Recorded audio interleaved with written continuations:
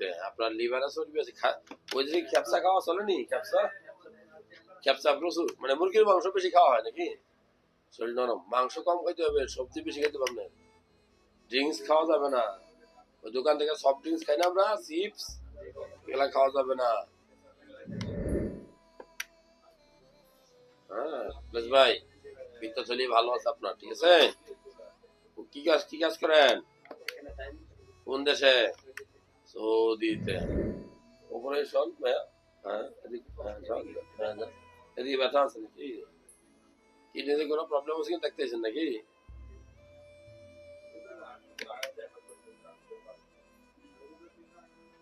আরাম করে শোন